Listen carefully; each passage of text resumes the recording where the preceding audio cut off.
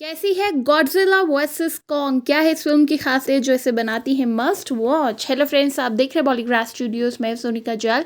साल 2014 में फिल्म आई थी, नाम था गॉडजिला।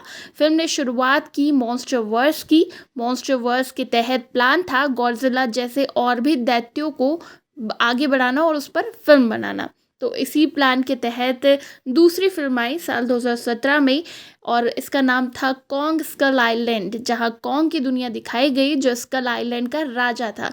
गॉडजिला की कहानी को आगे बढ़ाते हुए इस मॉन्स्टरवर्स की तीसरी फिल्म थी 2019 में आई Godzilla King of the Monsters. अब इसी सीरीज की चौथी फिल्म आई है जहां गॉडजिला और उसकी टक्कर का कॉन्ग आमने सामने है। फिल्म है गॉडजिला वर्सेस कॉन्ग। गॉडजिला और कॉन्ग दो माइथोलॉजिकल जीव, भयंकर किस्म के, अपने दम पर तगड़ी तबाही मचाने वाले और दम रखते हैं इतना खतरनाक। गॉडजिला पानी में रहता है, वहीं स्कल आइलैंड कॉन्ग पर ठिकाना जमाए हुए हैं। ये दोनों जीव एक दूसरे के कट्टर दुश्मन हैं। इतने के सामने आ जाएं अगर दोनों तो चीड़ फाड़ कर दे, एक दूसरे के अगर देख लिए तो बस तबाही मच जाए। इसीलिए कोशिश की जाती है कि इन्हें एक दूसरे से दूर रखा जाए और ये कोशिश करने वाला है एक इंसान जो पिछले 10 सालों से कॉन्ग को मॉनिटर कर रहे हैं, उसके इर्द गिर्द एक कंटेनमेंट जोन बनाकर। लेकिन स्कल आइलैंड कॉन्ग की असली दुनिया नहीं, उसकी दुनिया ज़मीनी सतह से बहुत नीचे बसी है जिसका नाम है हॉलो अर्थ। हॉलो अर्थ सिर्फ कॉन्ग का घर नहीं बल्कि उसके जैसे असंख्य जीवों का घर है, कुछ ज़मीन पर रेंगने वाले तो कुछ हवा में उड़ने वाले। खैर, एक दिन अचानक गॉडजिला जाग जाता है जो इतने सालों से शांत था। गॉडजिला के बारे में ये धारणा है कि वो कभी भी अपने आप नहीं जगता।